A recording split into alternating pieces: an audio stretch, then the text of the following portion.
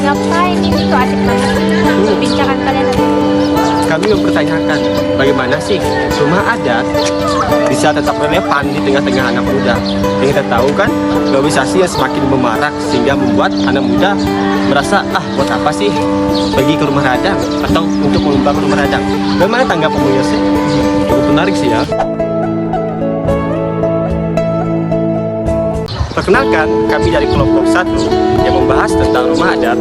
Saya, Sudanto Markus, dengan NIM 25101213, dan Saya Yose Andrian dengan NIM 251011083. Saya Gastutri Agustin dengan NIM 2510118 dan Saya Francisca Carmelian dengan NIM 25101033. Saya Marlina Francisca dengan NIM 25101168. Dan saya Angelina Geli dengan NIM 25101093. Dan saya Wiwin dengan NIM 25101228. halo guys, kalian mau tahu kan kelanjutan video kami seperti apa? Mau dong. Apaan tuh? Kita saksikan ya di bawah ini nanti. Halo teman-teman, di sini saya akan menjelaskan tentang apa sih rumah radang dan bagaimana keadaan rumah radang sekarang.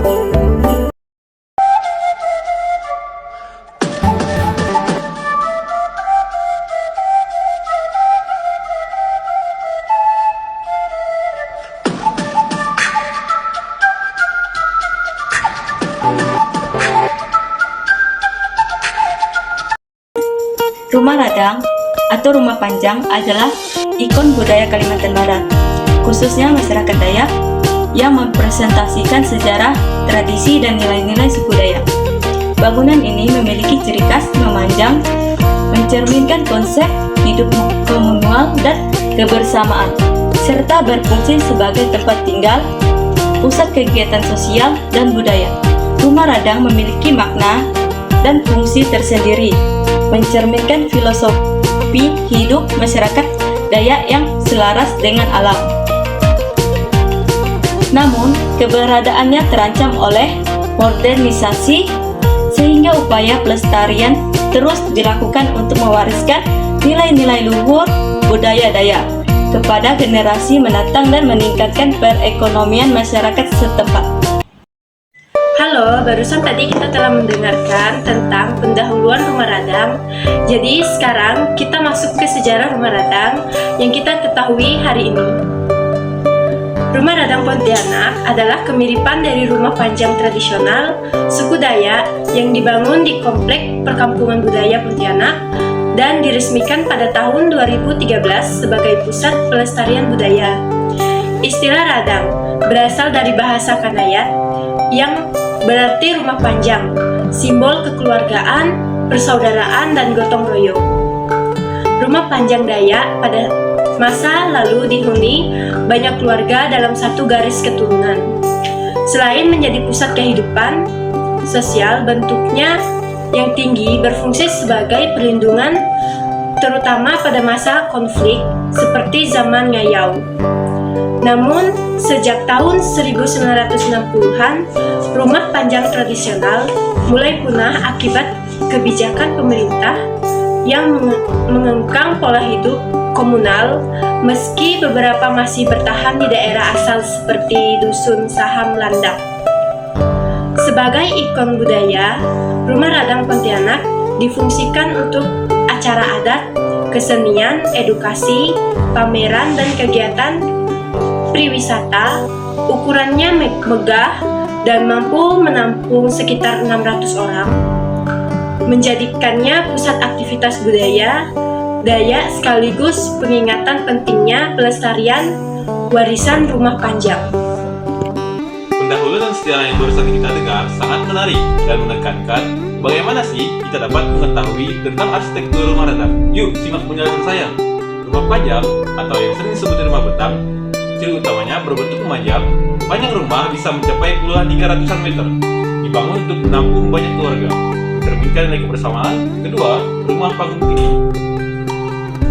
Tinggi tiang bisa mencapai 3-5 meter, berfungsi melindungi dari banjir, binatang buas, dan serangan musuh. Yang ketiga, menggunakan bahan alami. Dinding dari papan kayu keras, seperti kayu ulin atau meranti. Atap dari sirap kayu atau daun nipah. Lantai dari belahan bambu atau papan kayu. Yang keempat, dipenuhi ornamen khas Dayak, motif burung egang, pohon hayat, dan ornamen memiliki nilai magis dan simbolis. Yang selanjutnya, struktur dan bagian-bagian rumah panjang. Yang pertama ada tangga, biasanya berbentuk ketian atau tangga kayu. Biasanya berupa sepotong kayu besar yang dipahat anak tangga. Jumlah anak tangga umumnya ganjil karena dianggap bahwa keberuntungan. Fungsinya sebagai pintu masuk dan simbol penyaring tamu. Siapapun yang masuk harus melewati kendala ini sebagai tanda hormat. Yang kedua ada ruai atau balai umum. Ruang panjang terbuka di bagian depan rumah digunakan untuk kegiatan sosial seperti rapat adat, menerima tamu, upacara hukum adat, hingga tempat berkumpul sore hari, melambangkan kebersamaan dan keterbukaan. Yang ketiga, ada bilik keluarga atau kamar. Setiap keluarga menempati satu bilik, umumnya berada di bagian belakang rumah. Masing-masing bilik memiliki area tidur, dapur, dapur kecil, dan ruang penyimpanan, dan dapur bersama. Beberapa rumah panjang memiliki dapur umum untuk upacara adat besar, menjadi tempat gotong royong saat pesta panen atau perayaan adat. Selanjutnya ada tiang dan fondasi. Tiang menggunakan kayu ulin yang sangat kuat dan tahan raya. Tiang tinggi menciptakan ruang kosong untuk menyimpan kayu bakar atau kandang ternak. Selanjutnya ada anjung atau serambi. Area semi terbuka di sisi rumah, tempat kegiatan pribadi seperti menenun, membuat kerajinan, atau tempat anak-anak bermain. Dari sekian banyak kita mendengarkan tentang pendahuluan, sejarah, dan arsitektur. Jadi sekarang kita masuk ke dalam fungsi dan kegunaan rumah radang. Simak pembahasan ini ya. Oke, yang pertama, tempat tinggal atau komunitas. Rumah ini dirancang untuk menampung banyak keluarga dari satu keturunan dalam satu komunitas, memperkuat ikatan sosial dan solidaritas. Yang kedua, pusat kegiatan sosial dan adat. Digunakan untuk musyawarah, upacara adat, dan perayaan budaya seperti Gawai Dayak. Yang ketiga, pusat pelestarian budaya. Berfungsi sebagai media pengetahuan, sarana penyebaran informasi, dan simbol tradisi Dayak yang diwariskan ke generasi mendatang. Yang keempat, pusat pariwisata budaya. Menjadi ikon wisata budaya di Pontianak yang menarik wisatawan lokal maupun asing untuk mengenal budaya Dayak lebih dekat. Yang kelima, sebagai tempat penyimpan. Kolong rumah dimanfaatkan untuk menyimpan hasil panen, alat kerja, dan perlengkapan sehari-hari. Dan yang keenam, sebagai simbol identitas dan kebersamaan, melambangkan semangat kekeluargaan, persaudaraan, dan gotong royong masyarakat Dayak. Baiklah, setelah kita mendengarkan tentang pendahuluan, sejarah, arsitektur, hingga fungsi dan kegunaan dari rumah radang. Sekarang, saya akan membahas tentang kehidupan yang ada di ruang lingkup rumah radang. Rumah radang ini bukan hanya sekedar tempat tinggal, tetapi juga menjadi pusat kreativitas dan aktivitas dan tradisi bagi penghuninya. Di sini, setiap anggota keluarga memiliki peran masing-masing, mulai dari menyiapkan makanan, merawat rumah, hingga melaksanakan adat istiadat yang diwariskan secara turun-temurun. Selain itu, rumah radang juga menjadi tempat berkumpulnya keluarga besar untuk merayakan upacara adat atau kegiatan yang penting seperti pernikahan, upacara panen, ataupun ritual lainnya.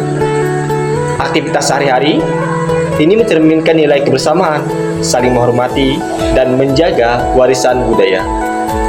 Dengan begitu, kehidupan di rumah radang tidak hanya soal rumah fisik, tetapi juga rumah bagi nilai-nilai sosial dan budaya yang penting bagi masyarakat luas. Terima kasih. Dari penjelasan yang telah dipaparkan sebelumnya, kini kita sampai pada solusi dan upaya yang dapat dilakukan terhadap rumah radang. Upaya untuk menjaga rumah radang yakni kita sebagai pendatang harus menjaga fasilitas yang ada di rumah radang. Adakan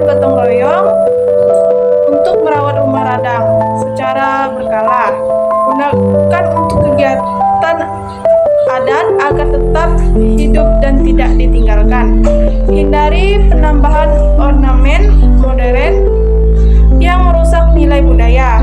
Yang paling penting adalah menjaga kebersihan di rumah radang, seperti tidak membuang sampah sembarangan atau meninggalkan sampah di rumah radang. Sini kita dapat di tahap kesimpulan. Rumah radang adalah simbol penting dari kekayaan budaya, sejarah, dan nilai-nilai sosial masyarakat Dayak. Dengan ciri khas, bentuk memanjang dan struktur rumah panggung tinggi, rumah radang tidak hanya berfungsi sebagai tempat tinggal komunal atau komunitas, tapi juga sebagai pusat kegiatan sosial, adat, dan pelestarian budaya yang melestarikan tradisi turun-temurun. Keberadaannya mencerminkan filosofi hidup masyarakat Dayak yang selaras dengan alam, serta semangat kebersamaan, persaudaraan, dan gotong royong. Selain sebagai warisan budaya, rumah radang juga menjadi daya tarik wisata budaya yang edukatif dan menguatkan identitas sosial komunitas Dayak. Namun, modernisasi dan perubahan pola hidup mengancam keberlanjutan Dayak. Keberlanjutan rumah panjang sehingga diperlukan upaya pelestarian melalui perawatan fisik, pelaksanaan kegiatan adat secara berkala, dan menjaga nilai budaya dari perubahan yang menguat. Dengan demikian, rumah radang berperan sangat penting sebagai tempat hidup sekaligus simbol nilai dan budaya yang harus dijaga untuk diwariskan kepada generasi mendatang.